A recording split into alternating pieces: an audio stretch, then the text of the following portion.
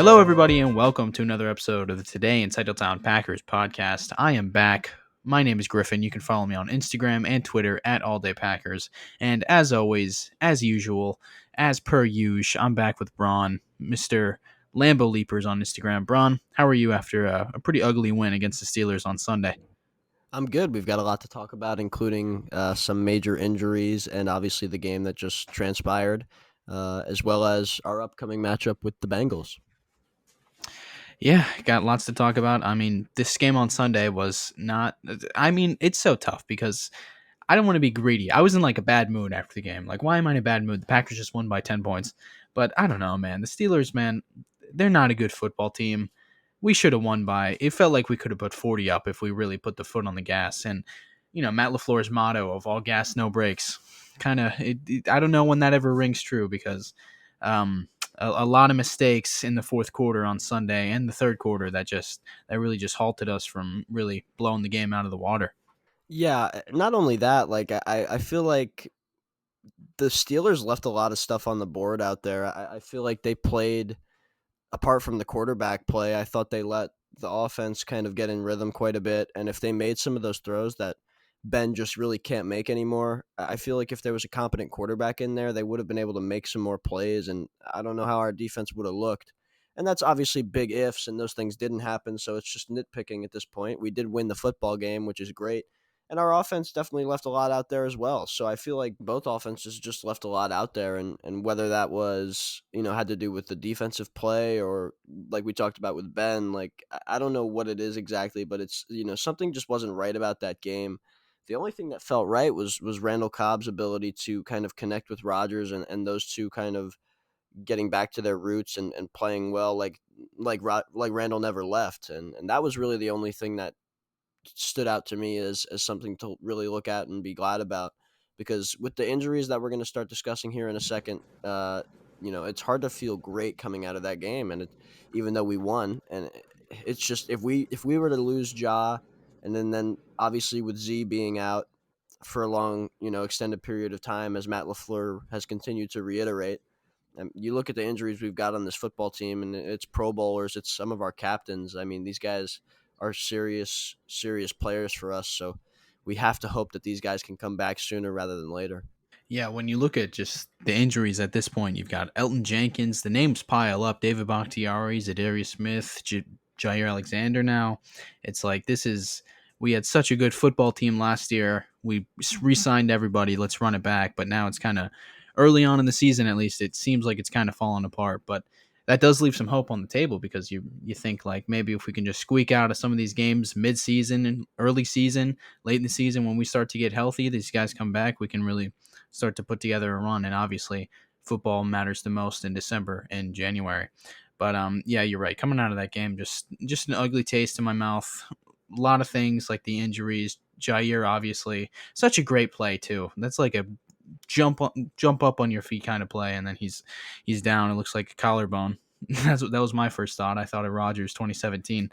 Um, but other things like the Aaron Jones fumble, the when Cobb tipped that pass for Adams, like, oh geez, Rodgers missing routine throws.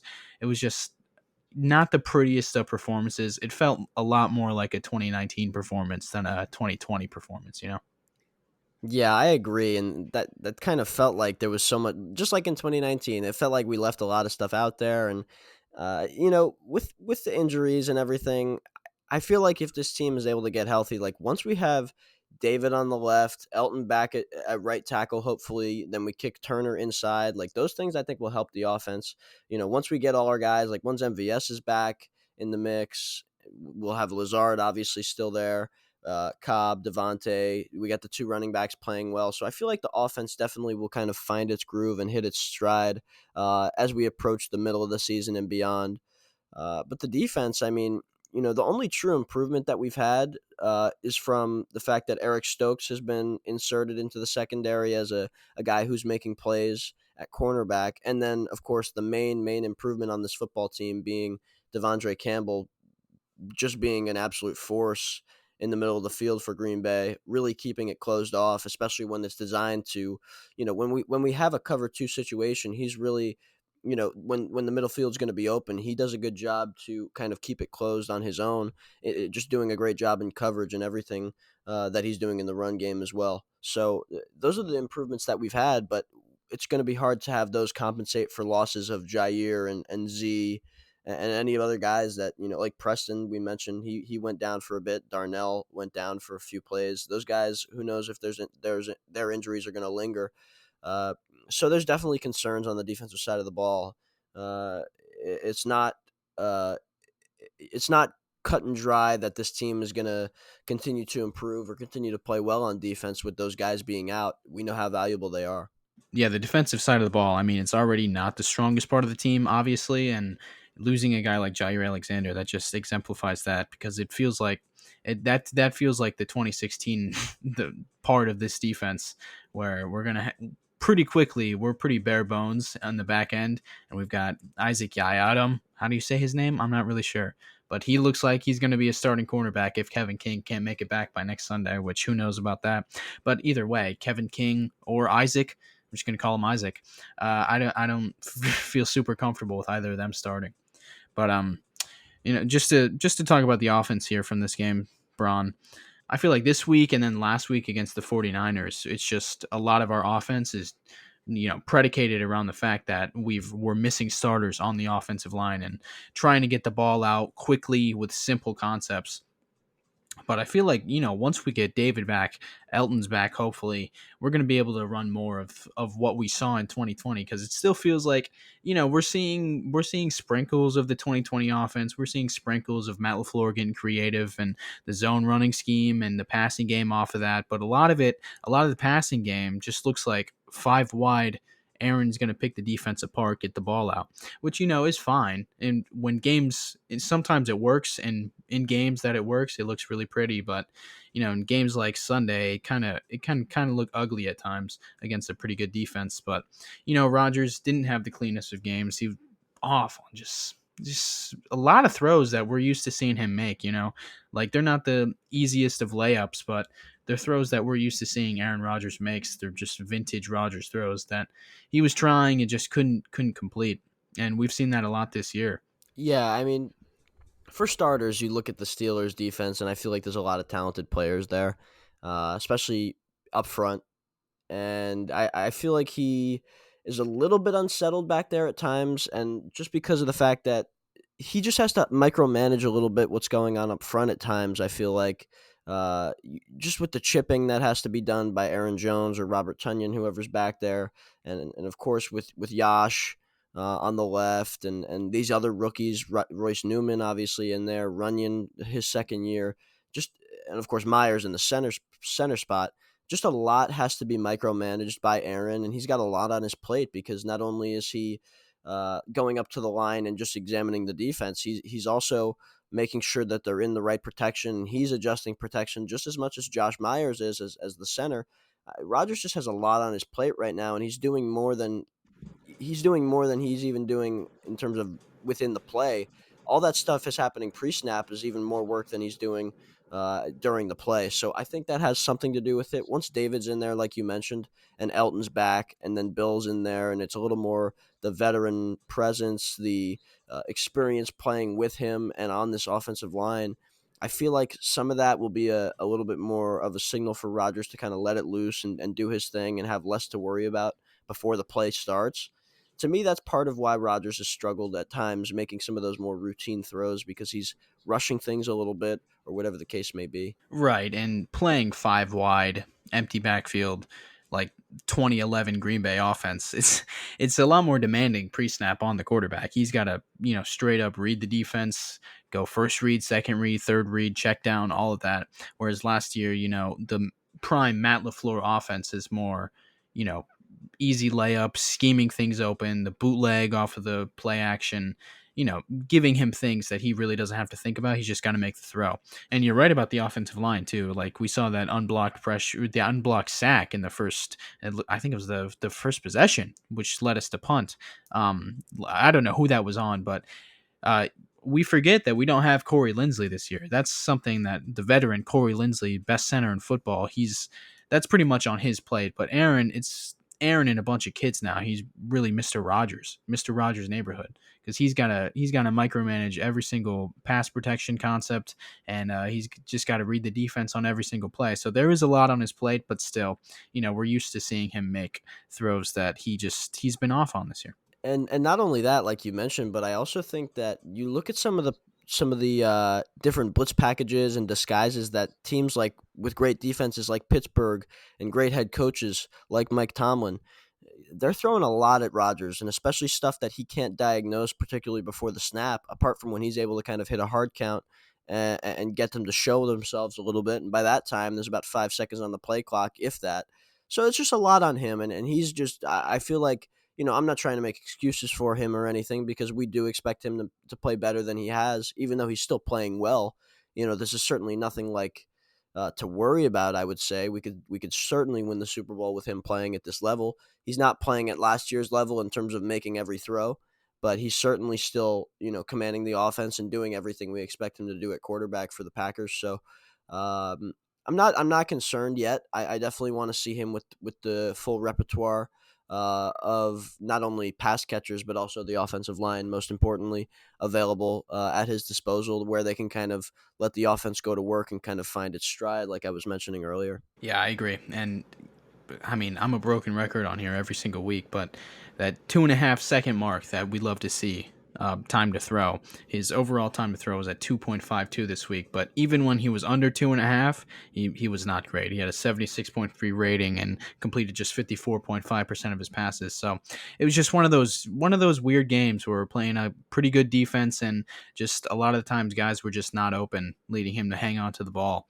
But even his raw completion percentage was like 55, something like that. That's weird to see from Rodgers. He's always a guy who wants to keep that in the upper 60s if he can help it.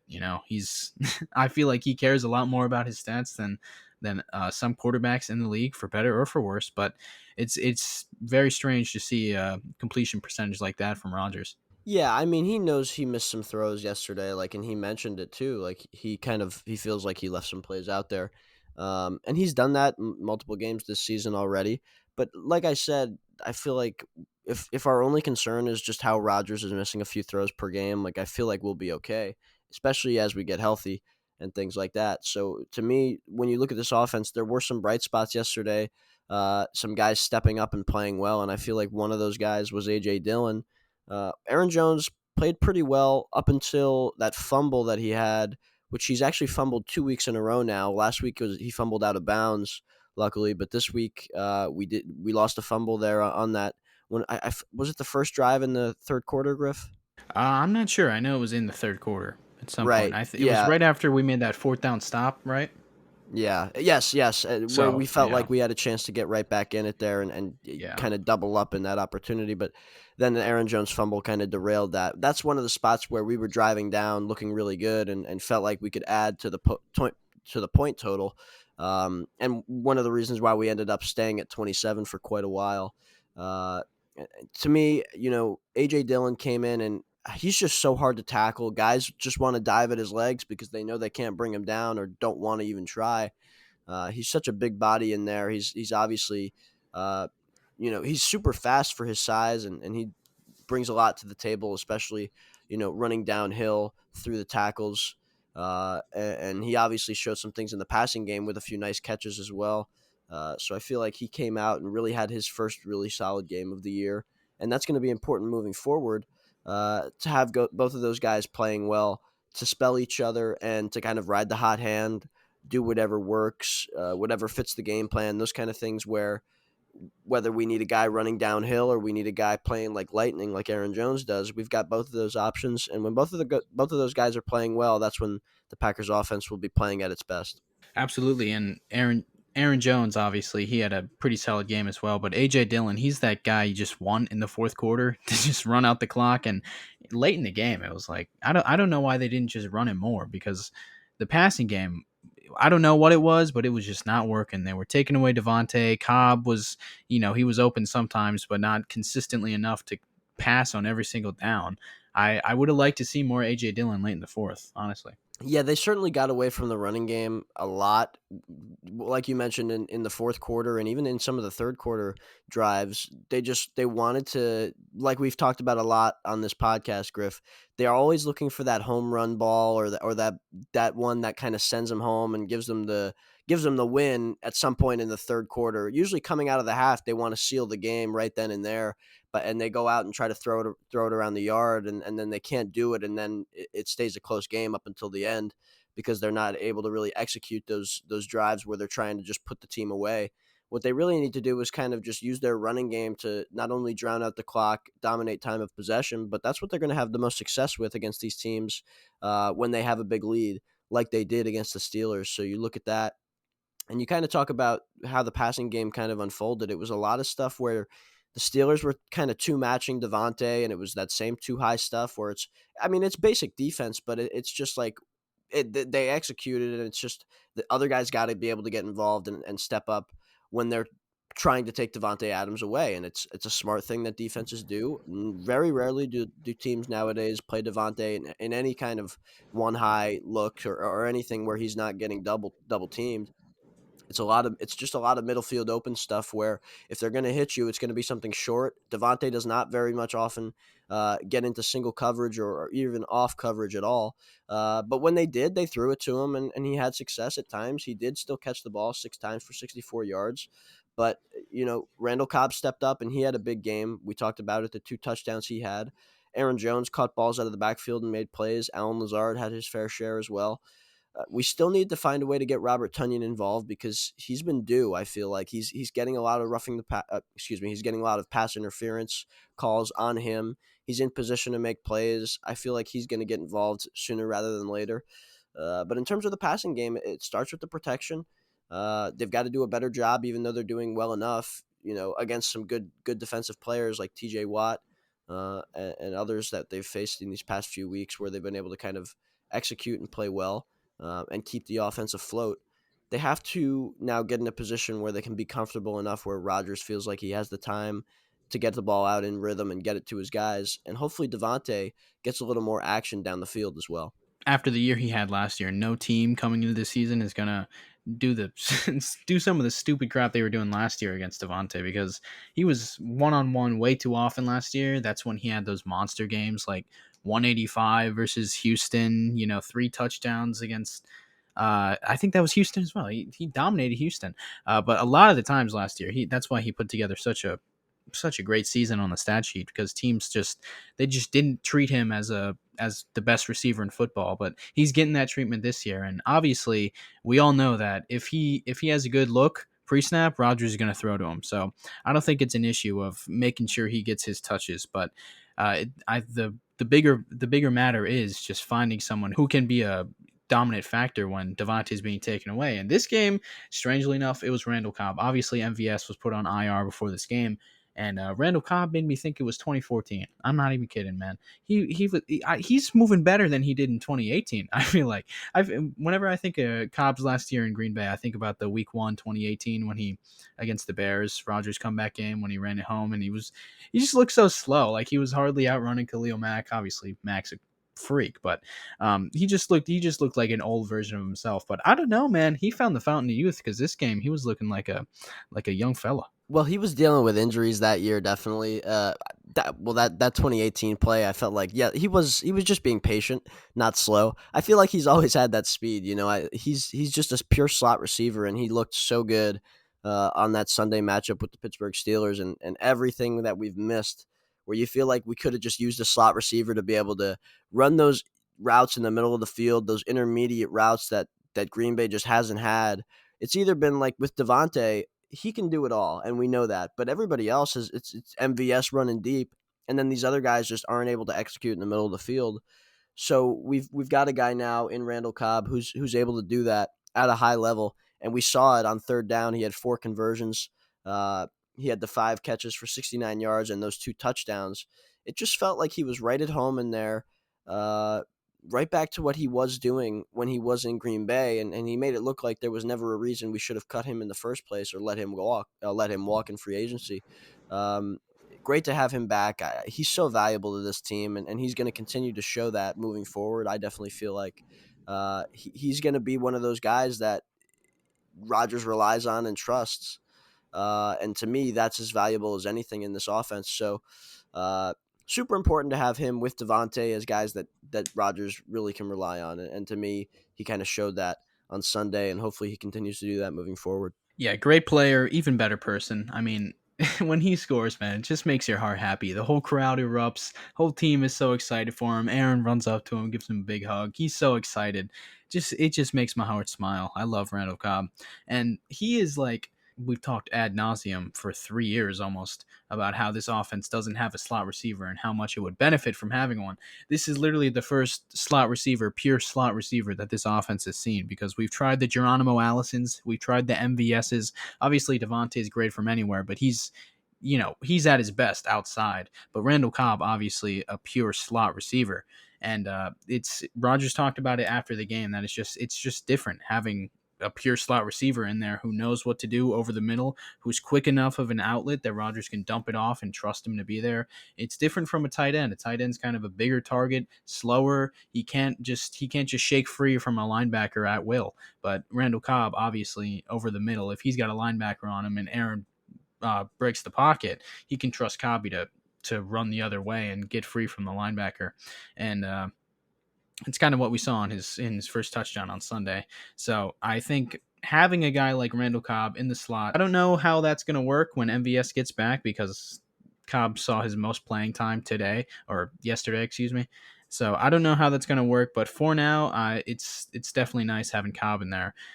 Especially like when you think about in the past when we've had injuries at the receiver position, we've had guys like Malik Taylor come in. If you want to go back far enough, you can go to Jeff Janis and Trevor Davis and Geronimo Allison. It's every time we have receiver injuries, it's like, oh boy, here comes in a guy who's we're gonna have to rely on, Darius Shepard, who Rodgers is not familiar with. But now this year, thanks to GM Rodgers, MVS goes on IR. Guess what? Randall Cobb has to step up. That's a much better position to be in.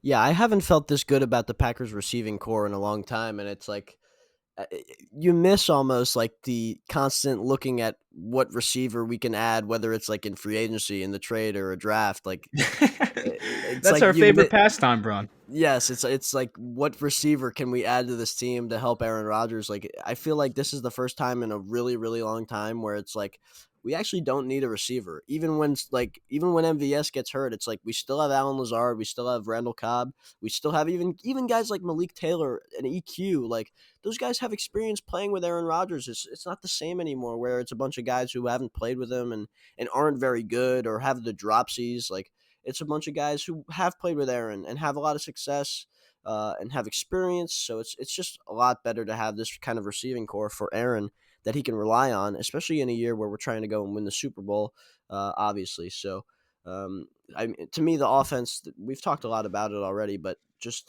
I'm just pretty happy with what we've got, and I feel like even though this wasn't the most exciting or the cleanest version of the offense that we saw against the Steelers, we do have to give the Steelers credit for being, you know, they're consistently one of the most physical defenses. They're consistently one of the best defenses in the NFL, and we played well enough to score 27 and then have a lot left on the table for more.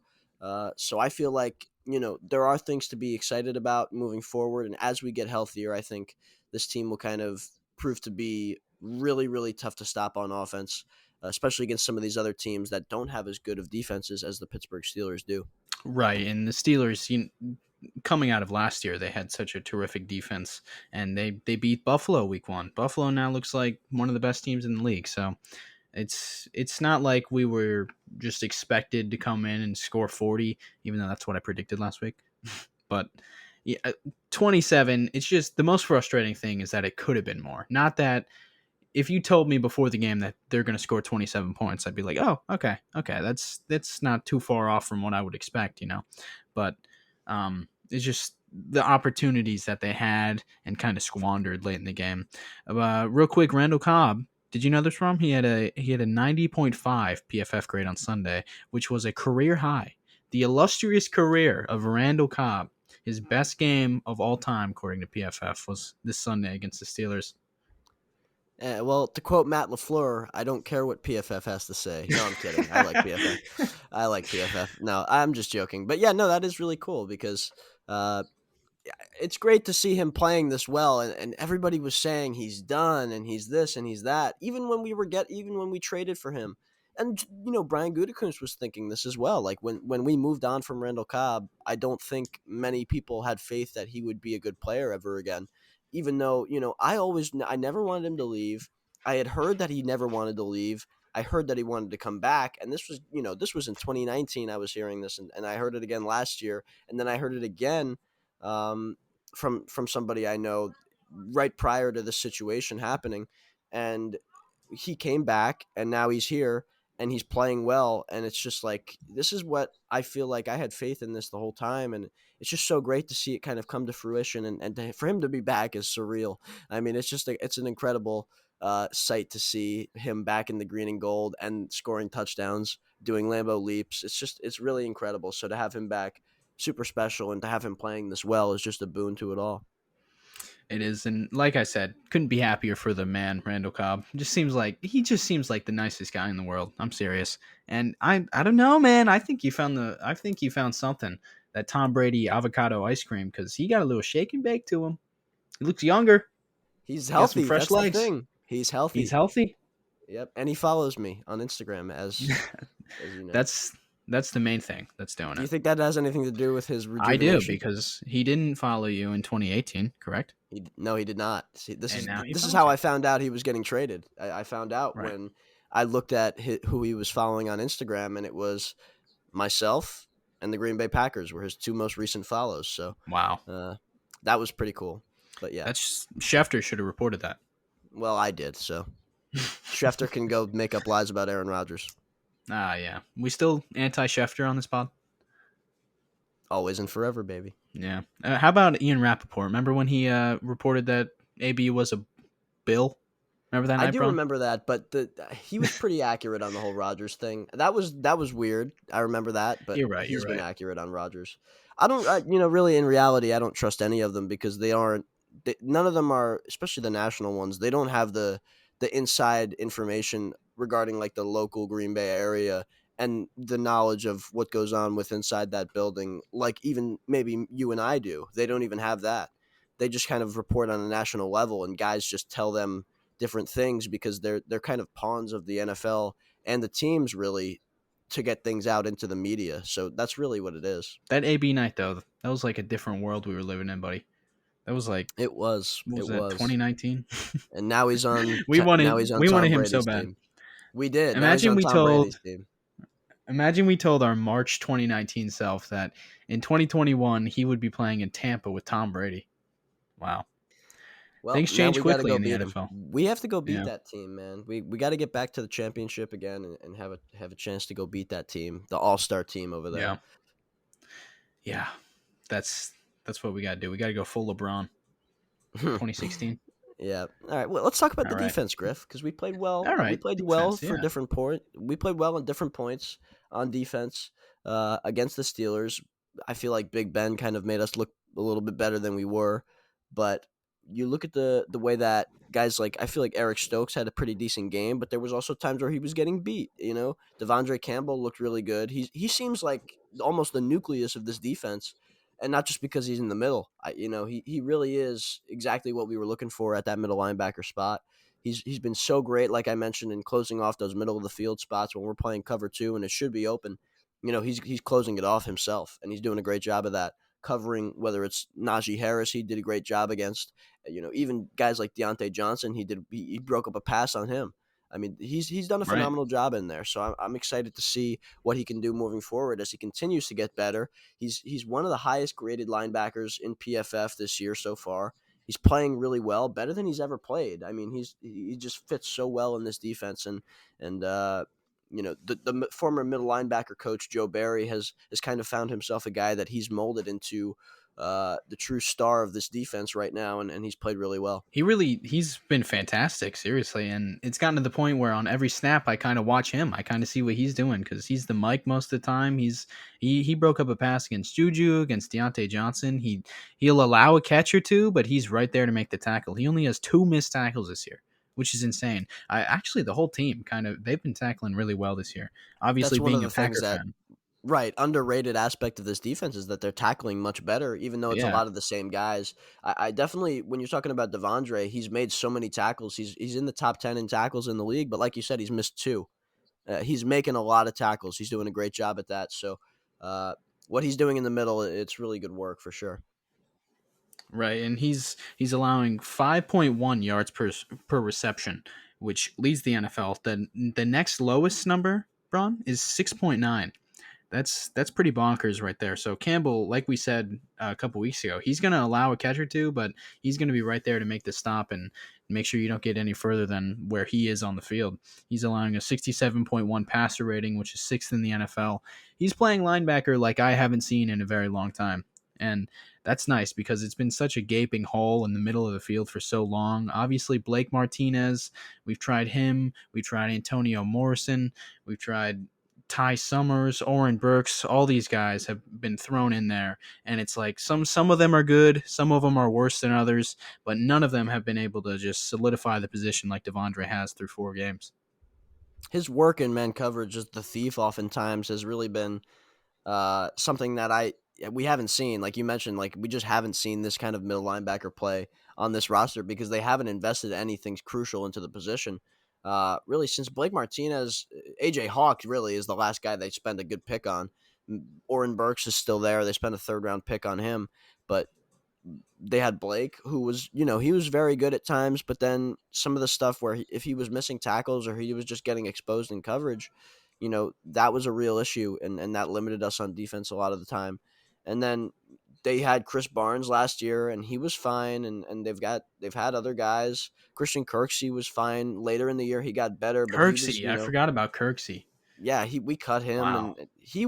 was okay, but he was Kamal getting paid a Martin. lot. Kamal Martin just got cut, and we just picked him last year. I mean, to have a guy with a little bit of not only experience, but he's been such a just a calming presence to have a guy who's gonna be there, and he's just a consistent success story. Like he's just been great every game, and it's so bizarre because people were just writing him off after like the first few snaps of the first game. Like I thought he was one of the bright spots in week one, and these guys in the media are saying he's bad and he's playing bad, and I'm like, Are you what are we talking about Peter watching? Bukowski? I'm talking about him. I'm talking about other guys. There was multiple guys who were just like, "Oh, he's been playing terrible," and I'm just like, That tweet was insanity, dude. I That was couldn't believe it. insane. I was like, "Are we watching the same game?" I know. Like, what are you watching? What are you Like watching? he was playing excellent ball, and I think more people are like it's hard to think he's playing bad when he's just consistently making plays all over the field, everywhere. He's everywhere where a play is being made. He's involved, and that's all you can ask from a middle linebacker. And so I feel like hopefully now he's starting to get the credit that I feel like you and I both saw right away, that he's a really good football player in this defense. He's getting that credit now, and I look forward to what he can do as we move forward, as he not only grows within the defense but continues to ascend as a player himself. Right, and he's obviously middle linebacker is not a position that Brian Gutekunst has really valued. That's a whole different conversation. And even Campbell, it's a 1 year, $2 million deal he's on. This was another shot in the dark, one of many that Gutekunst has made over the past half decade. And with enough attempts, eventually one of these guys is going to be actually a good player, and that's what Campbell is. All right, before we move on, we got to tell you a little bit about our friends over at Fanlocks. The company is back producing the novelty dread caps for the Packers, for the Badgers, for pretty much any team's colors that you can think of. So we just want to show our support for a local company which is becoming a national brand and who still supports those fans and is trying to do some good for people. They still donate to fans who are losing their hair in chemotherapy treatment. In fact, they have a campaign right now in which you buy one and they will give one to a patient at hospitals that they work with. So check it out, fanlocks.com. Follow their Facebook, follow their Instagram, and show your support for not only the Packers, but a local small business who's doing good things off the field as well. And when you order, make sure to tell them that Today in Titletown sent you. All right, Griff, I kind of want to talk about this secondary a little bit because they played pretty well on Sunday, but also at times there was some open passes that just Big Ben could not hit, big plays. Jair, he just hasn't been like that elite shutdown guy this year. And now that he's hurt, I mean, I don't know what the extent of his injury is going to be. And if he's out for the year, I mean, I don't know what we're gonna do. It's gonna be really tough to win the Super Bowl without really. Last year, he was our best player on defense, and he was the best cornerback in football. And if he's not going to be there for us this year, I mean, that is the toughest blow you could think of, apart from losing Aaron Rodgers for the full year. If honestly, I really do feel like that is going to be a major, major issue. Hopefully, he's going to be back. It's some kind of AC joint sprain or something along those lines. That's probably, I'm hoping it's like 4 to 6 weeks. As long as we can get him back down the stretch, where just like when we're going to get David back and all these guys kind of back in the fold, Z hopefully too, like I'm hoping that we can get him back, but if not, it's going to be really tough for the secondary to compensate for that kind of loss. Jair, he is the glue in the secondary that just makes everything work. He shuts down an entire half of the field. He makes quarterbacks just look to the other side of the field on pretty much every single play. And you're right, he hasn't been that 2020 level, just like Aaron Rodgers hasn't, just like Adams hasn't, stat wise. But regression is a real thing, and he's still that elite shutdown player. Just he hasn't looked like it through 4 games, maybe. But still, I mean, he allowed that first touchdown 45 yards, literally by maybe half an inch. It went by his fingertips. Could have been a push off. I don't really think so, but maybe they could have called that. But other than that touchdown on the first reception that he allowed, he was targeted 4 times. He allowed 2 receptions for 1 yard. And like I said earlier, that play where he injured himself that's such a prime Jair play.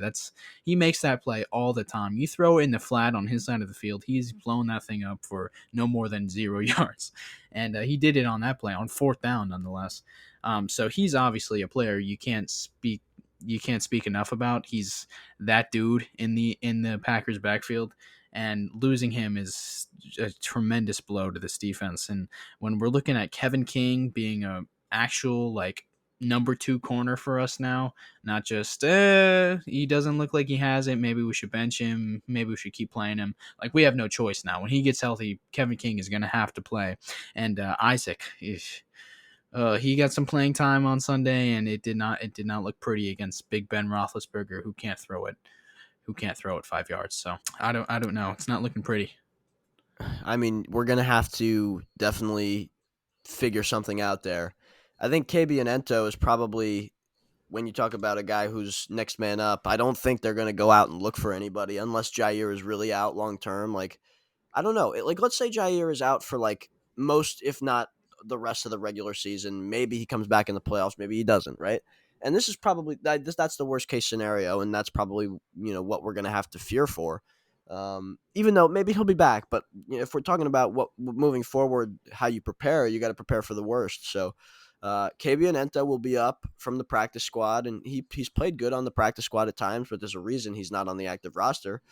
Ike Yiadom, he was from the Giants. We traded Josh Jackson for him. Uh, I don't know. He's not very good. He's a special teamer, if anything. He's not very good. He was batting coverage on Sunday. Shamar Jean Charles is going to be the guy who, if we're going to expect anything from, he was picked this year in the draft, obviously, so there is hope that he could potentially show some flashes. He played okay when he was in there. He was in there for about, I think, 4 snaps, maybe. He did not play much, but he didn't, do anything egregious. So, guys are going to have to step up. I don't know who they would try and go and target. For a team that's trying to win the Super Bowl, you'd think that if Jair was to be out for the whole year, they would go and look at potentially, once Stephon Gilmore gets off of the PUP list, I feel like that would be a guy that they could potentially go and target. He's on a cheap 1-year deal right now. He's got 1 year left on his deal, and I think it's about $7 million that he would be getting paid. To me, that's the kind of move you make, something that they wouldn't have to worry about paying long term, but could kind of keep them afloat for their Super Bowl chances in a big year. So that if it gets to that point, that was something that I always thought could be an option. But really, you have to think about the guys that they have, because that's probably who they're sticking with. And Kevin King has not been good, but he's going to probably be starting moving forward if it's not Jair. So if Kevin King and Stokes has to step up and grow up quick. I mean, he's been good, but he can't. They're going to have to see him progress a lot sooner than they hoped. He's going to have to kind of grow up fast in this league. he'll be starting week to week from moving forward. I think he's going to be the starter anyway, probably like on a consistent daily basis now. But with no Jair, he could be the number one guy like in that secondary at the cornerback spot. So he's going to have to grow up quick, and all these guys are because we need them to step up big time. Yeah, Stokes is the guy that we've just been assuming is going to be like, solid at his spot. But all of a sudden now we got a rookie playing his fifth game this weekend as our number one corner. He is our number one corner. I mean, he's better than anyone else we have on the depth chart other than Jair. And he is going to have to grow up fast because Roethlisberger, he abused him on Sunday. Maybe not totally on the stat sheet, but he targeted him 15 times, which was insane. It was like every play he was just going to target him. He looked a little hesitant. He was playing off coverage pretty much every single snap, and Roethlisberger was quick to just throw it underneath. He's gonna have to really mature and be able to get up in someone's face and cover him deep because we're gonna need that. We're gonna need him covering this week. We're gonna need him covering Jamar Chase. We're gonna need him covering Allen Robinson without Jair. So he's gonna have to grow up fast, otherwise things could get pretty ugly. This defense is already banged up, and we saw what happened to guys like Preston and Darnell.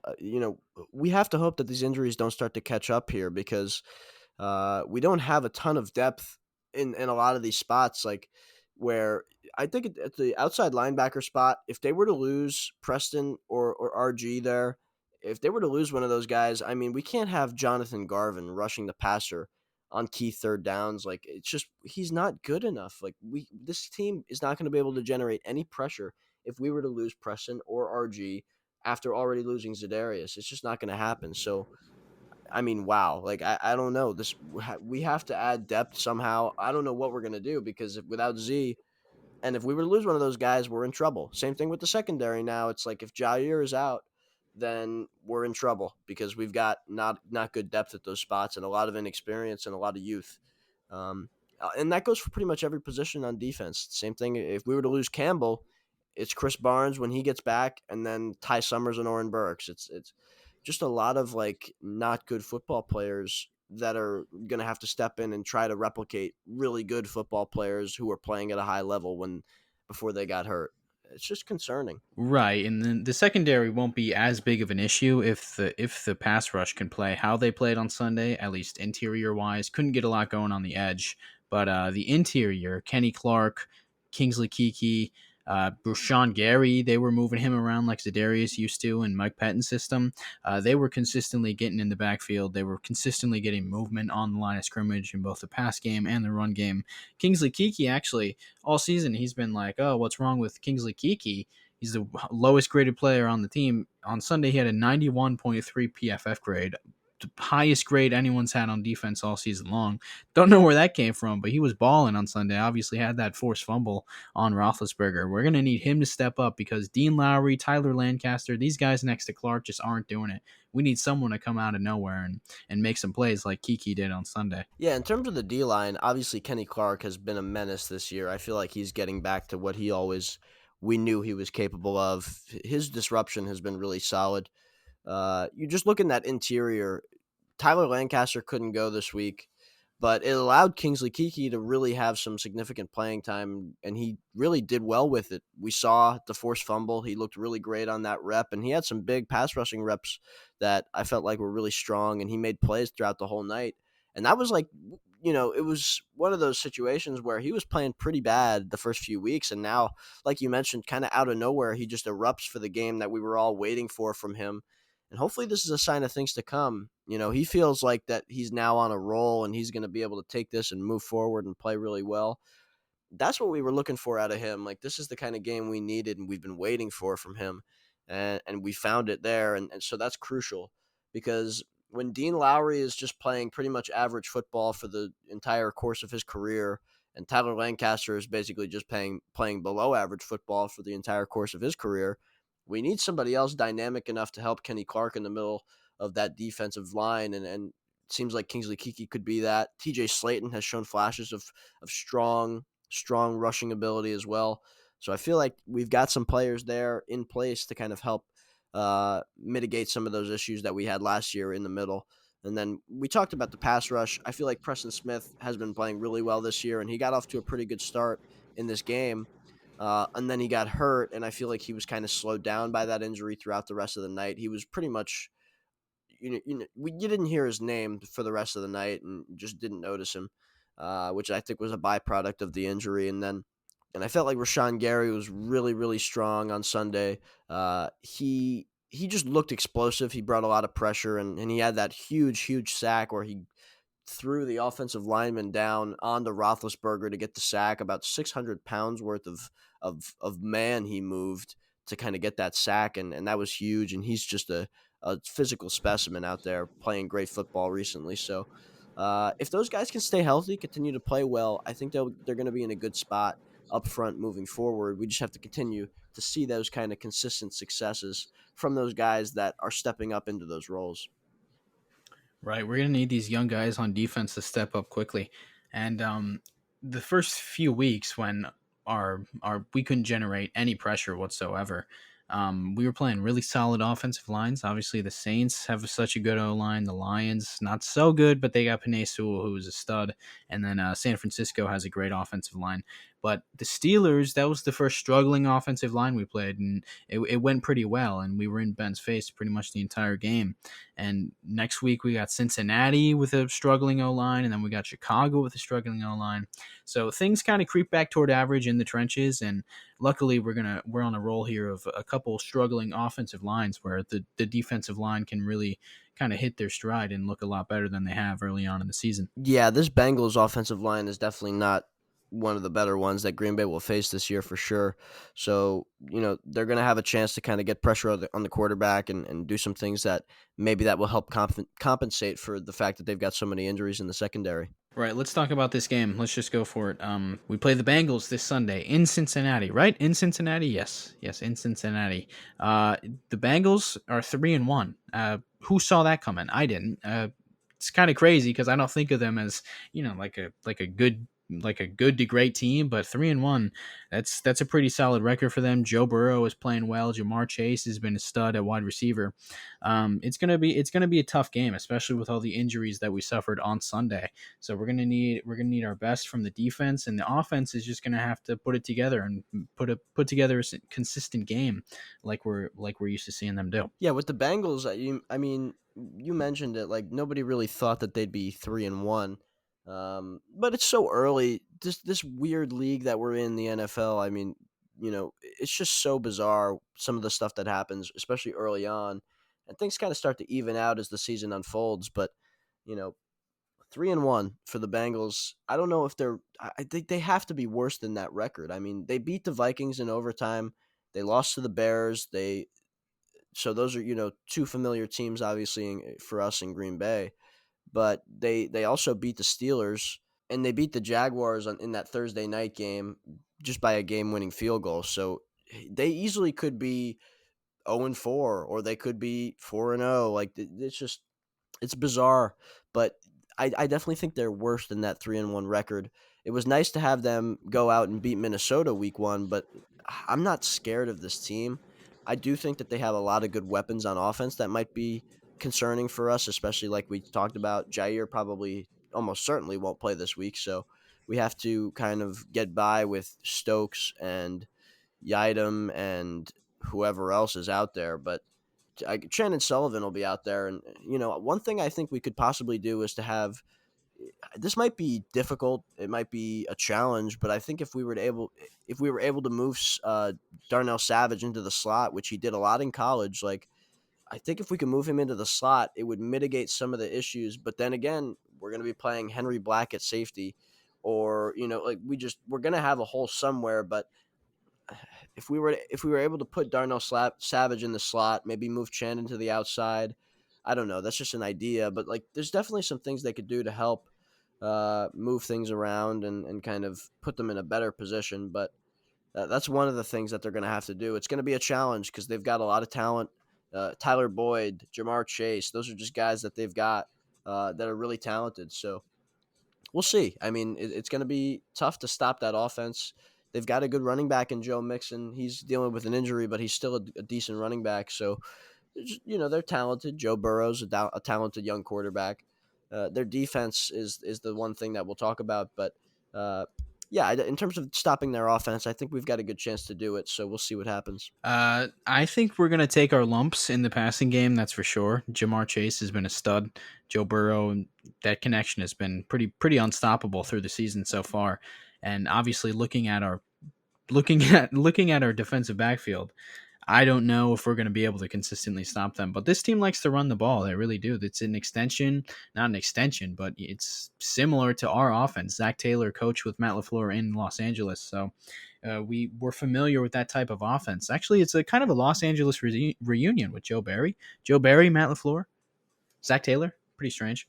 Um, I think our best bet here is to control the run game because they've, like I said, they got a pretty bad offensive line. So if we can get our defensive line to control the run game, keep Joe Mixon contained, we can kind of hopefully control the game flow and disrupt what they want to do script wise. And then I think Joe Barry's going to have to throw a lot of things at Joe Burrow. Joe Burrow is a great quarterback so far. He looks like he knows what he's doing, but I think the easiest way to beat a young quarterback is just to try and confuse him. And hopefully, the jury's still out on Joe Barry, but hopefully he can dig in the back pocket and throw something at Joe Burrow to move him off his spot a little bit. Well, yeah, speaking of moving off his spot, I mean, the first thing I think of when you're talking about a rookie quarterback is to try and get pressure on him. To me, that's the best option. I don't think we should try to, do anything too crazy in terms of, going into a lot of different dime or nickel coverages, which we'll do anyway. But I think if we're going to do that, we should focus on pressuring the quarterback as opposed to dialing up, different zones to help mitigate the passing game. I think the best way to do it is to try to use Rashawn Gary. Like we used him in that rover spot quite a bit last game too, which was nice. Like I feel like he was able to really pin his ears back and just run and try to drive through the center at that spot and just be really creative with how they use him like we usually do with Z. I feel like we can do some of those things. Let Preston hopefully be healthy and then have him kind of do his thing really well, helping to stop the run and also putting great pressure on the quarterback. Like I think we can get that job done. I think Kenny Clark is going to be a huge part of that. We've got a lot of guys who are going to have to kind of step into those roles, and if we're going to do it, this offensive line, I've talked about it. It's not very good in Cincinnati. They've got a de facto rookie left tackle with Jonah Williams, who he's kind of just joined the team this year after last year being injured for the full season, missing his rookie year. So there is a lot of different holes on that offensive line that we faced some good ones. These past in some of these games, we faced some really good lines with the Saints. Obviously, that was a tough matchup. The Lions have one of the better O lines in the game, and the Steelers have a pretty decent O line with some veterans as well. So, now we're looking at just trying to take advantage of maybe the weakness of their offense. And to me, we have to kind of pressure the quarterback in order to kind of help avoid getting scored on a lot. And I think that's the best way to do it. How do you think our offense will fare against their defense, bro? To me, like you look at that defense and they don't have a ton of great players. Jesse Bates, the safety, obviously is the one that pops out, but their front is pretty good, but it's nothing special, right? I feel like there's not in their cornerback room isn't extremely talented either. So I feel like Rodgers should be able to have success. I don't think he'll have to worry as much about any in terms of stylistically. I don't think the pressures will be as exotic, and I don't think the disguises will be as exotic as well. I think he'll have a little bit more straightforward stuff to kind of examine and manage through, which could be helpful for him. And I think in terms of Devontae, there's obviously not like a guy who's going to stay and stick with him there in that secondary. So, maybe he'll see a little bit more one-on-one. I doubt it, but he'll have nobody like a Jalen Ramsey or anybody too spectacular to have to deal with in addition to the double team. If it's just a double team, he can beat those. So I feel like Rodgers and him will be able to have success. Same thing with those other guys. I think Randall Cobb will continue to do well. MVS obviously is out for the next few games. But Lazard, I think this is a good chance for him to play well. They'll do some things in the passing game. I think Aaron Jones will get involved. They're going to have to do some of those things. Be creative, like Matt LaFleur always is. Continue to have a presence on the sideline like he always does as the great head coach of this football team. And he's just going to have to be creative with the game plan, especially the stuff on script early to get out ahead and hopefully get a lead early and stick to it. Yeah, this is a very young defense. We got a veteran coach, veteran quarterback, obviously, two veteran receivers. This should be business as usual for the Packers if they can just go to Ohio, take care of their business, and then come back home, or go back to Chicago actually. So this is a game I think we should win, and I'm hoping that we do. Before we close this out, Brown, why don't we take a look at the NFC playoff picture? It's only week 4, but it's always fun to look at this, look at what's going on around the league. So we've Yes, got and the let's we've got the also Arizona Cardinals. let's look at the Sorry. MVP race as well while we're at it. All right, no, I don't want to look at the MVP race because it's like Derek Carr right now. I Um, know, I'm kidding because like every year Russell Wilson comes out in the first 8 weeks and everybody thinks yeah, he's the Russell MVP, Wilson. Yeah. and then Rodgers wins it. So we'll see what happens. But yeah, I was just kidding. Okay, so we got the only undefeated team in the NFC. There's only two in the NFL. Well, for now, one of them's playing on TV right now. But the only undefeated team in the NFC is the Arizona Cardinals, who are 4-0, impressive victory over LA. Then we've got the Dallas Cowboys in the number 2 seed, surprisingly 3-1 record, leading the NFC East, NFC least, as some might call them. The 3 seed is the Tampa Bay Buccaneers, who just barely beat the New England Patriots on Sunday night. They're 3-1, and then we are currently the 4 seed. Don't know why. I don't really care. It's week 4, but at 3-1 as well. And then the wild cards are LA at 3-1. The 6th seed is the Panthers at 3-1. And then the 7th seed is the Washington football team at 2-2. 7th seed, so stupid, man. It's so stupid. Like, oh my god, the Bears were the 7th seed last year. They suck. The football team, they're gonna make the playoffs. They suck. Ugh, such a disgrace. But anyways, what are your thoughts on the NFC right now? How do you think we fare in these playoffs? Well, I mean, I'm not gonna like look at the specific matchups just because it's so early, but like when you look at the landscape of the NFC, I think the Cardinals are definitely a team that has really put it all together this year, just in terms of how dynamic their offense is, the weapons they have, and Kyler Murray kind of coming into his own a little bit, and then the addition of J.J. Watt to that defense, and Chandler Jones still being a dynamic pass rusher. They've just got a really good defense with Buda Baker in there and Byron Murphy at corner. They really do have a good defense. The athletic linebackers, Isaiah Simmons in there. They have a dynamic defense. They have a good roster. We'll see how long they continue to play well like this. Some teams come out hot, and they beat divisional opponents. They're going to have tough matchups throughout the year. They're going to lose some games for sure.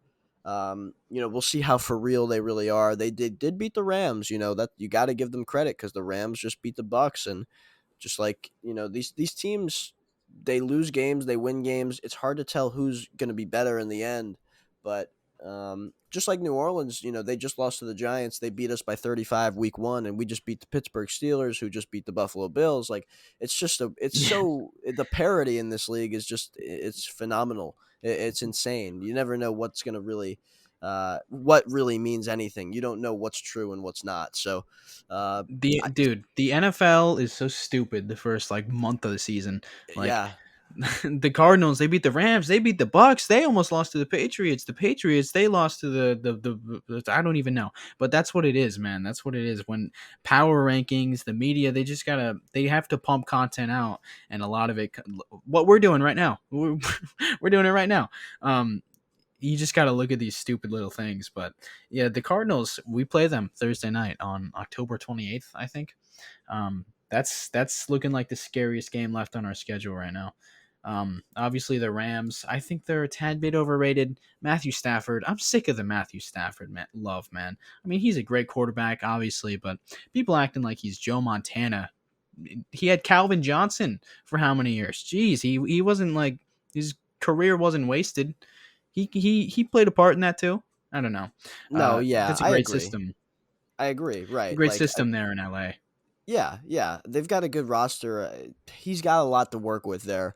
But they've lost a game now, and we'll see how they rebound. But I mean, to me, you look at the NFC. I think the Cardinals will be in the mix, but they're in a really, really tough division. So like, you kind of have to take your pick out of that division. Like, do you like Seattle with the quarterback there, Russell Wilson, obviously being a good player? Or do you like Kyler Murray and the Cardinals? Or do the Niners, are they just too injury ridden? Are they too young in different spots? Is Jimmy Garoppolo just not good enough, or is their defense, willing to overcompensate for all that? And then obviously in that division, you've still got the Rams, who are extremely talented and very good, and they have a good quarterback now. Like, so who are you picking out of that division? Because they're not all going to make it, right? Who's the odd man out, or the multiple teams that won't make it, right? So that's a tough division. But I always say this every single year. You look at the divisions in the NFL, that division, they're going to beat each other up. Those teams will beat each other. And then the NFC East is a bunch of garbage teams and the Dallas Cowboys. Dallas Cowboys look pretty good, but those teams always beat each other as well. And then you look at that NFC South and it's the Bucks, but it's also the Falcons always give those teams a run for their money with the scoring that they often do. The Saints, they just had a bad game, but they'll get back on track and they've got a great head coach and a great system. And then the Panthers, they're 3-1. Like those teams are tied and they're going to beat each other up. And but you look at the NFC North and it's really Green Bay and nobody else. The Vikings are 1-3. The Bears are 2-2, but their quarterback situation, as usual, we say this every year, is just like who knows what's going on there. And then the Lions are 0-4, and they're obviously not going to do anything this year. So it's The poor really, Detroit Lions, man. yeah, I don't even want to talk about them, but like they're just so sad. And so now Green Bay's in a position where every single year they've got a chance to get that one seed because they're really truly always the best team in that division when they've got Aaron Rodgers healthy, and nobody's going to contest them for that. Unlike these other divisions where there's competition, there's firepower, there's really exciting matchups, these grueling games between each other where they're beating each other up, and it's just really tough to overcome losses like that.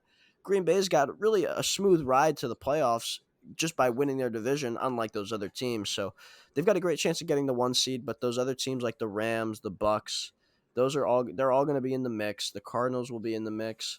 Those are the teams that Green Bay is going to have to contend with, and so far they've done a good job at beating some of these good teams. Like they went out and beat the Steelers, and I feel like they can, moving forward, go out and try to beat some of these other teams that they'll face. The Bengals are 3-1, and if they're going to have to go out and beat them, they beat the Niners, who are always a tough test. So let's keep it up and let's keep winning. Right, and the Cardinals game as of right now looks like the most important game on our schedule because we do not play the Cowboys, we don't play the Rams, don't play the Bucks. Um, if you would have told me after week one that we're still in play for the one seed, because I don't know, in the back of my mind after week one, it's like, okay, we're not going to get the one seed this year, but we can still get a 2, 3 seed. It doesn't even matter because there's only one bye week anymore. But um, we're still definitely in play. The Cardinals are 4-0, but they're a made field goal away from Minnesota of being 3-1. The Bucks are a made field goal away from being 2-2. Why did the Patriots go? Why didn't they go for it on that 4th and 3? Nah, I'm not going to get started on that. That was Um, ridiculous. that was so ridiculous. Bill, what are you doing? Oh my god. He just wanted to help his friend out. I guess so. But yeah, this is a real tight division. It's not as how do I put this? Not as top heavy as it used to be. The NFC used to be like far and away the best conference, but now it's kind of even out between the two AFC and NFC, and it's still only week 4. We really don't know who's good. Some of these teams could fall off completely, like the Cardinals. Maybe Kyler looks like the MVP, but I wouldn't be shocked if they kind of lost a few games here coming up. So it's no one knows. That's why we love the NFL, because no one knows. Any given Sunday, things change every week, and that's what makes football so exciting. Let's wrap this up, Ron. This Sunday we play the Bengals in Cincinnati. What do you think? How do you think that game goes? Well, to me, you look at an X Factor potential guy. I think it's got to be Eric Stokes. Like, if we're not going to have Jair, he's going to really have to step up and be that shutdown corner because A, teams are going to target him as usual, and B, he's going to have to continue to step up and not allow those guys to catch the football. And when he does, that's going to be it's going to be an issue. He has to control the deep areas of the field and not be too passive. I felt like you mentioned it a little bit. He was a little bit passive against the Steelers, but when he was aggressive, he made plays. I don't know if it has something to do with the fact that he's been called for some penalties this year and he's like kind of scared to get called for penalties, even though some of them aren't very egregious, definitely, and there could have been no calls, but he has to be the aggressive version of himself that we saw Jair kind of blossom into in his rookie year. I think this is a great opportunity for him to go against a receiving core like the Rams had when Jair had his breakout game. Robert Woods, Cooper Kupp, Brandon Cooks at the time, and he was just shutting down all of those guys every single time somebody threw the ball their way. And when you're going to face a receiving core like the Bengals have, with, we mentioned Tyler Boyd, who will play in the slot, and Jamar Chase, who will play on the outside, whoever he matches up against, it'll be a great way for him to kind of blossom into the star that he could and looks like he could become. Uh, this is a great chance for him to do so. And if he can kind of shut down at least one side of the field or one of those guys that we're going to have to worry about in the passing game, it'll be a great start to his young career, and it'll be a great way for the Packers to win this football game. So I'm going to go with Green Bay winning. I'll say by a score of 34-17. 34-17, Packers win. Yeah, Eric Stokes, he could be the reason that they win, could also be the reason that they lose this game. I'm hoping that we just, hopefully we freaking take the ball if we win the coin toss. Oh my God. We didn't even talk about that. Jesus. I I was hope they do that. surprised. I was surprised when they did not do that, I and know. I yet read the tweet. I'm like, what? Are you I was kidding me? surprised. Aaron, Yeah, didn't he talk about that? Whatever. he did. I don't know. Um, Maybe it had something to do with the stylistic matchup of the Steelers, but to me, of course the Steelers went out and scored right away, and now we're playing from yeah, of behind. course they did.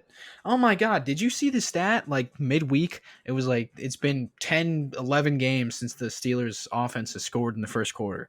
I was like, oh, they're going to, the Packers are going to allow some points in the first quarter. First fucking drive, dude. Oh my God. It was just Um, like it's just exactly how we thought it would play out, right? Like, yeah. I mean, just take the ball. At this point, Just take the I've abandoned it. ball. I've abandoned Come all of on. the every single thing. I've convinced myself that for this team right now, we have to get out ahead because we need to get our lead and then be able to run the ball, marry it with the play action, and then just score that way. We can't be doing this spread out offense and playing from behind. We're just not built for that for some reason. Whether I don't know Especially why. the shape our defense is in, man, right now. Like why would we want to put them on the field to open the game? Why? Like Put that's your best unit out there. put your best unit out there, man. Come on. So hopefully they win that coin toss. They put the offense out there. And I'm hoping they just control this game. I'm not expecting too many points. I'm gonna go with 31-21. That'd be a good win against Joe Burrow. Joe Burrow and Aaron, I think they're gonna have a nice exchange after the game. They feel like they'd be friends, right? Yeah, sounds like your X factor is the coin toss, but that sounds good. Yeah. Man, they gotta win that coin toss this week. They got to, bro. Where's Tim Boyle when you need him, man? Where's Tim Boyle? Yeah, what was he like? 12-0? Jesus. Yeah. Nah, that was crazy. All right, that's gonna do it. Anything else you want to add, bro? Sorry, I had myself muted. Yeah, look, I just definitely think that in order to win the Super Bowl, we need Jair and we need Za'Darius and we need these guys back healthy. I'm just hoping. That's to me, really, everything's kind of on hold until we get this update from Matt LaFleur on Wednesday regarding Jair's situation. We're all hoping it's not a season-ending thing because if it is, it's going to be really tough. It's going to be really tough. So it's hard to have much excitement about the win and stuff like that when we've got this kind of, our season potentially hanging in the balance with whatever Jair is kind of dealing with. So hopefully it's a short-term thing and we have him back sooner rather than later because he is the key to a lot of what we want to get done in this season. So with that, everybody go Pack Go. Thanks for listening. Fingers crossed on Jair. Wednesday, I'm gonna have nightmares. Tuesday night, fingers crossed. Hope he's okay. Best case scenario is what I'm hoping for there. Season ending, that would just be, yeah. I think that really might be the defensive equivalent of Rodgers being out for the year because God, we just cannot afford that. But that's gonna do it. Fingers crossed for Jair. Keep him in your thoughts and prayers. Thank you so much for listening. If you're still listening, please subscribe on YouTube, Spotify, iTunes, wherever you want to listen. We're there. Share it with your friends and family. Please leave a like, leave a comment. Tell us if you enjoyed it. Review it on iTunes. Review it on Spotify. Please, we could. It really helps the growth of the pod. And we'll be back next week. Hopefully, we're trying to put these out earlier in the week. This is going to go out on Tuesday. We'll be back next Tuesday. Hopefully, that's going to do it. Thank you so much for listening. Go Pack Go.